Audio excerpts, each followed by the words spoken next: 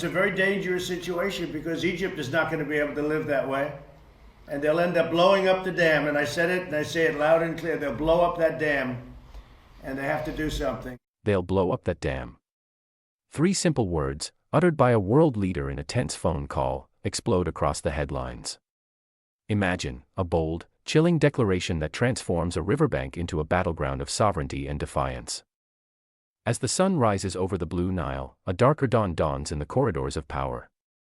Why would Egypt, not Ethiopia, not Sudan, be cast as the arsonist of Africa's largest hydroelectric dream? And what hidden forces have propelled this conflict beyond borders?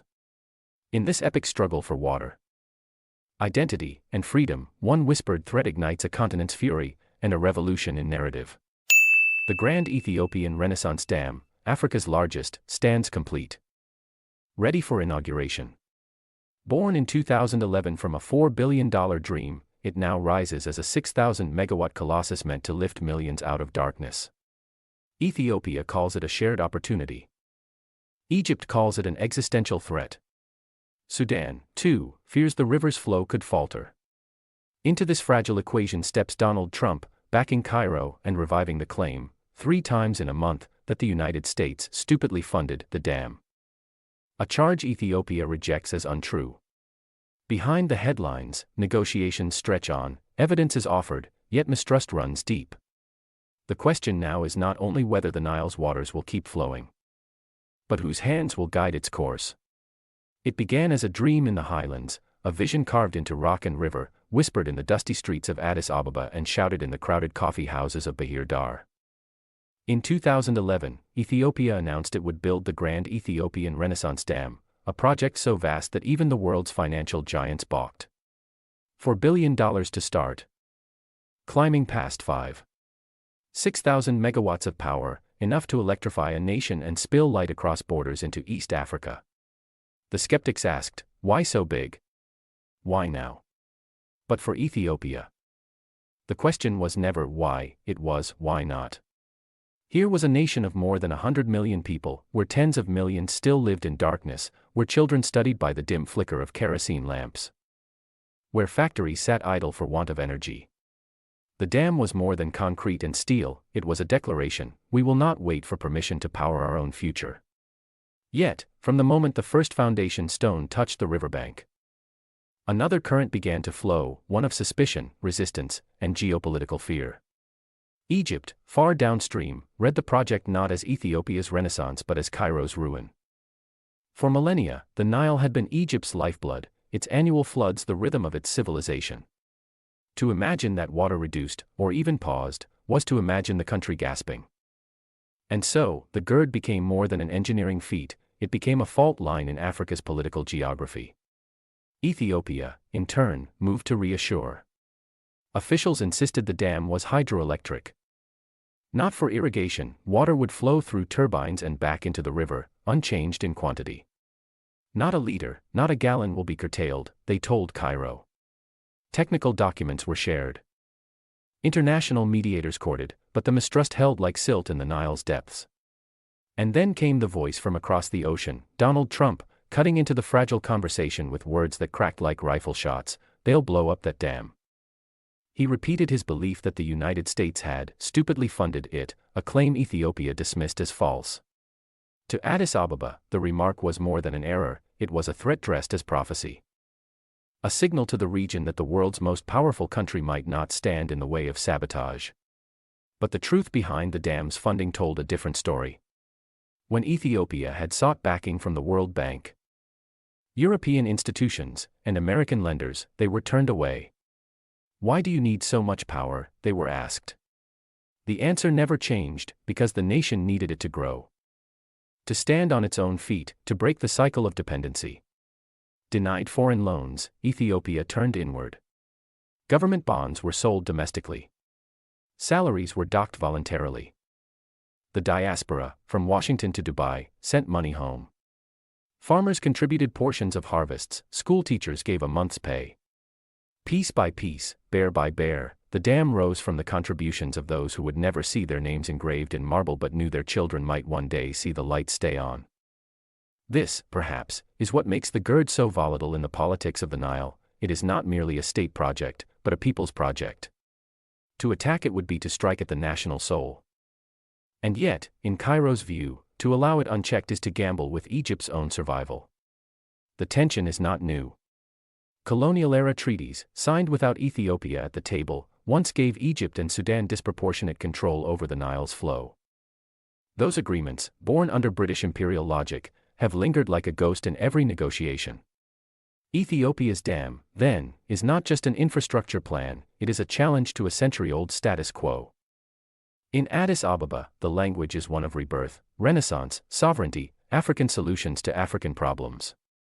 In Cairo, the language is one of urgency, existential threat, national security, red lines. Between them lies Sudan, straddling geography and diplomacy, fearing instability in both directions. And above it all looms the question, can the Nile, a river that has bound civilizations together for thousands of years, now divide them? In the corridors of the African Union, negotiators speak of data-sharing agreements, seasonal flow guarantees, conflict resolution mechanisms. But in the streets, in the villages where the Nile is a daily companion, the conversation is simpler: will the water still come? Ethiopia says yes. Egypt fears no. The truth, as always, flows somewhere in between, shaped by politics as much as physics. And here is where you, the viewer, stand in this story. If you believe that the power to light a home should not dim the hope of another. If you believe Africa's future should be built by the hands of its own people, share your thoughts below. Because the Nile's story is no longer just Ethiopia's or Egypt's, it belongs to all who see in its waters the reflection of sovereignty itself. For Egypt, the Nile is not just a river, it is the spine of its existence. 95% of its people live along its banks, their lives and crops sustained by a predictable rhythm. The river rises. The river recedes, the soil renews. Every grain of wheat, every drop in a glass, carries the Nile's signature. This is why the Grand Ethiopian Renaissance Dam is viewed in Cairo not as an engineering marvel, but as a loaded gun placed upstream. Even if Ethiopia swears it will never pull the trigger, Egypt's leaders cannot ignore the possibility. To them, water is not negotiable, it is survival itself. In Egypt's strategic calculus, a sudden reduction in Nile flow would be catastrophic: parched farmland turning to dust, power plants struggling to cool, cities rationing water. And because the river's source lies beyond Egypt's borders, the country has always relied on political guarantees, treaties, understandings, and, when necessary, threats, to safeguard the flow. Those guarantees are rooted in agreements like the 1929 and 1959 Nile treaties, which granted Egypt and Sudan a lion's share of the river's waters. Ethiopia was never a signatory. From Addis Ababa's perspective, those deals are colonial relics, forged in London boardrooms without Ethiopian voices. From Cairo's perspective, they are the legal foundation of its water security. Between these two visions lies Sudan, a nation both downstream from Ethiopia and upstream from Egypt. Its position is as complex as its politics. On one hand, Sudan could benefit from the GERD's regulated flow, fewer floods, more predictable irrigation. On the other, any miscalculation in dam management could reduce water in critical months, crippling Sudan's own agriculture. This middle ground makes Sudan both a potential bridge and a potential fault line. Khartoum's leaders have shifted positions over the years, sometimes leaning toward Addis Ababa, sometimes toward Cairo, depending on the political winds and the state of bilateral relations. For both Ethiopia and Egypt, Sudan is the swing vote in the court of regional opinion. But this is not just a regional quarrel, it is a chapter in a much larger story.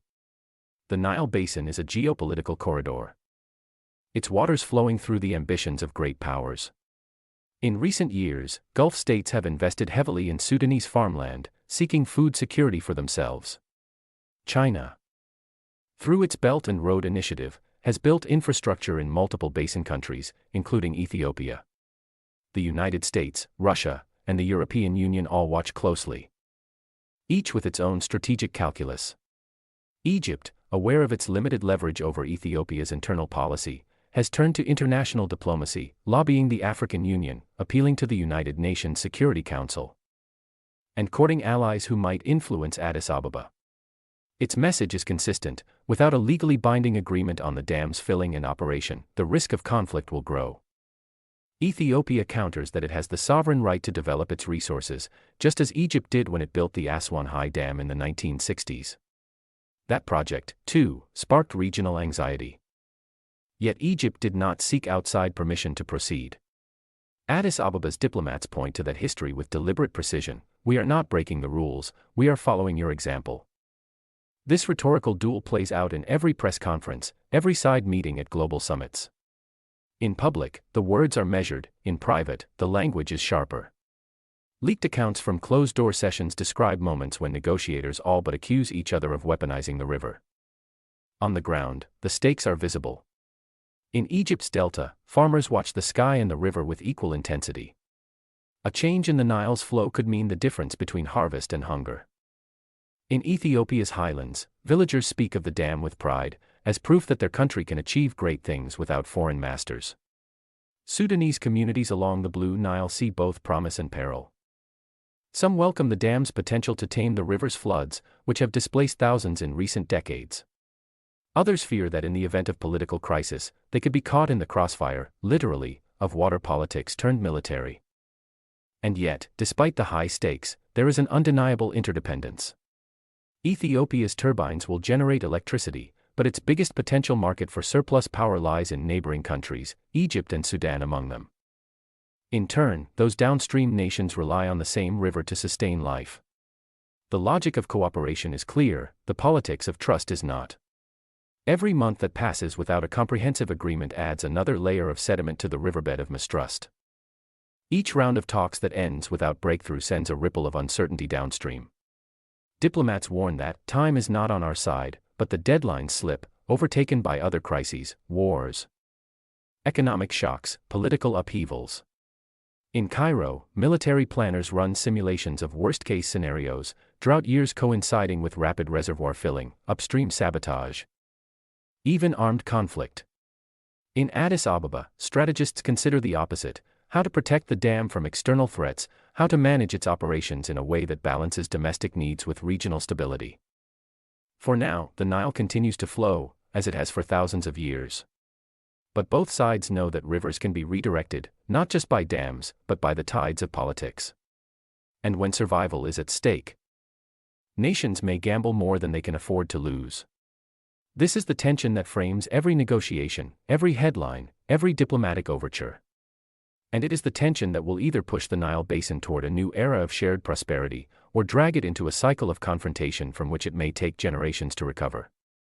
In diplomacy, words are weapons, and in October 2020, Donald Trump fired a salvo that still echoes along the Nile. "They'll blow up that dam," he said, not in a private briefing but on a call broadcast to the world. It was the third time in a month he had spoken of the Grand Ethiopian Renaissance Dam, each time repeating his belief that the United States had stupidly funded it, a claim Ethiopia flatly denied. But why was the American president so invested in this dispute? The answer lies not just in the waters of the Nile, but in the sands of Gaza. At the time, Washington was pressing Cairo to back Israel's plan for a so-called humanitarian city on the ruins of Rafah, just inside Egypt's border. On paper, it was framed as relief for Palestinians displaced by war. In reality, it would have corralled millions into what critics called an open-air prison, shifting the Gaza crisis into Egyptian territory. Egypt refused. Such a move, Cairo argued, would violate the 1979 peace treaty with Israel and create a permanent security flashpoint on its soil. For Trump, this refusal came at a cost: leverage. And leverage in Middle Eastern diplomacy is a currency more valuable than oil. Here is where the dam enters the equation. Egypt's vulnerability on the Nile gave Washington a pressure point. By siding openly with Cairo's warnings about the GERD, and amplifying them with incendiary predictions, Trump signaled that American support could come with strings attached. The message between the lines was clear: align with our regional agenda, and we will stand firm with you against Ethiopia; resist, and the conversation might change. To Ethiopian ears, this was a dangerous mixing of conflicts. The GERD, they argued, was an African development project, not a bargaining chip in Middle Eastern geopolitics.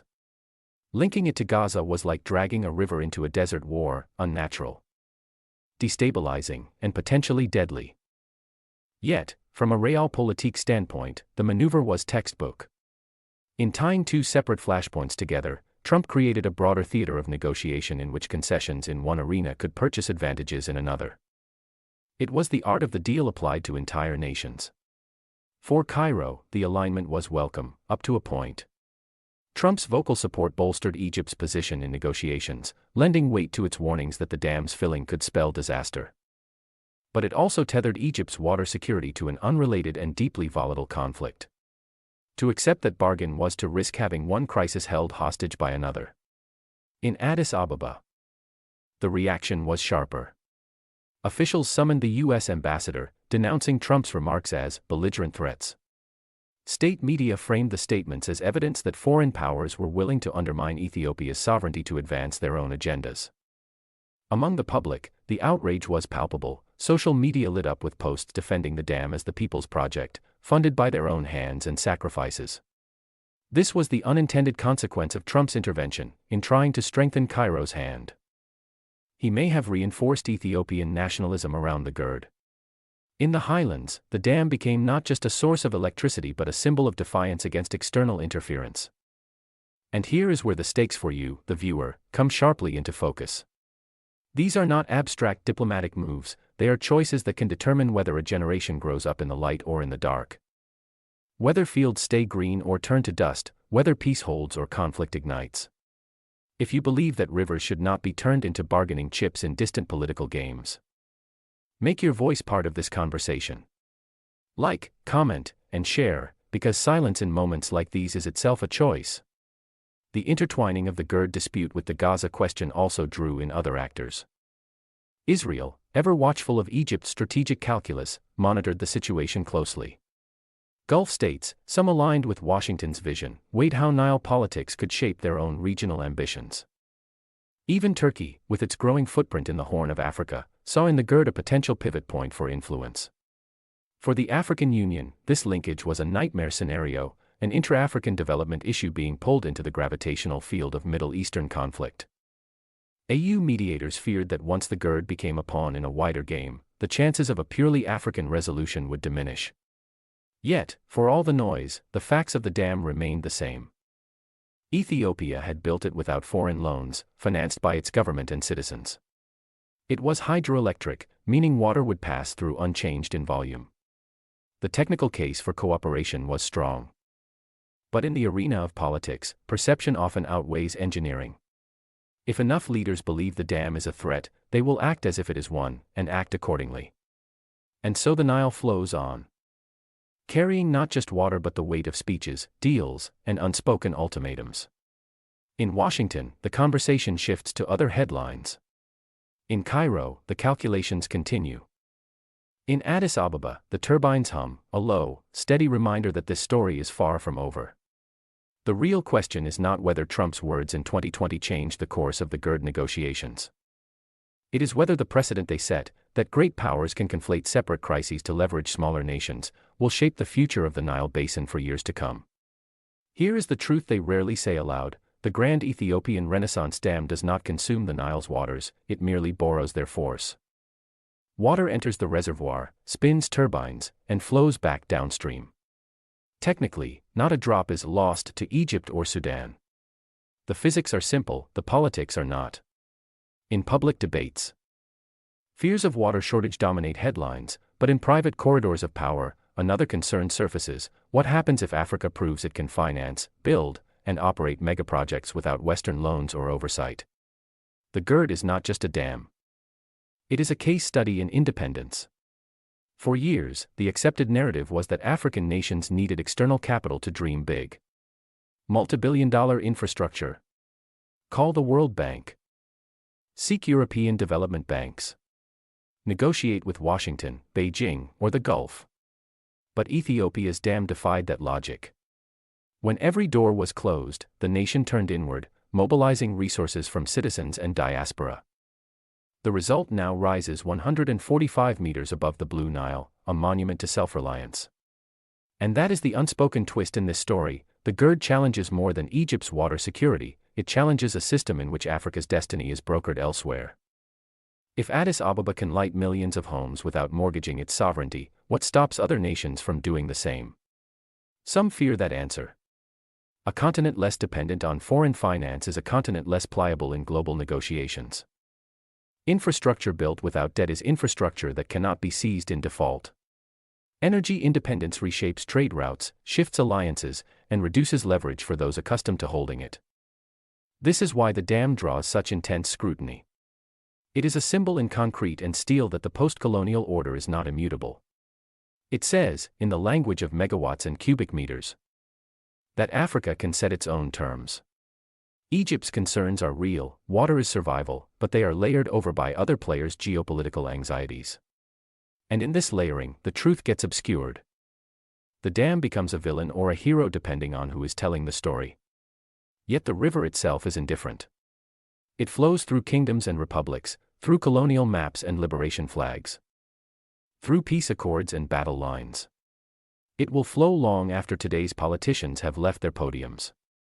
The real question is whether the people who live along its banks will be free to decide how its power, both literal and political, is used. The GERD's turbines are not just generating electricity, they are generating a new narrative. One in which African infrastructure is not a gift, a loan, or a handout, but an achievement authored by its own citizens. And that narrative, more than the flow of water, is what some fear losing control over. So when you hear debates about cubic meters and seasonal flows, remember, behind the data lies a deeper current. It is about sovereignty disguised as hydrology, independence masked as engineering. The dam is a mirror, reflecting back each nation's hopes and insecurities. And in that reflection, you may glimpse the real battle, a battle over who writes the future. The Nile has carried life for thousands of years. Today, it carries something more, a choice. A choice between a future shaped by those who live along its banks, or one dictated by distant capitals. The Grand Ethiopian Renaissance Dam is more than concrete and turbines, it is a declaration that Africa's destiny can be built by African hands. This is not a story of Ethiopia alone. It is a chapter in the continent's awakening, a reminder that sovereignty is not given, it is claimed. Yes, there are risks, and yes, there must be dialogue. But the principle is clear, no nation should have to beg for the right to use its own resources for the benefit of its people. If this resonates in your heart, let it not end here.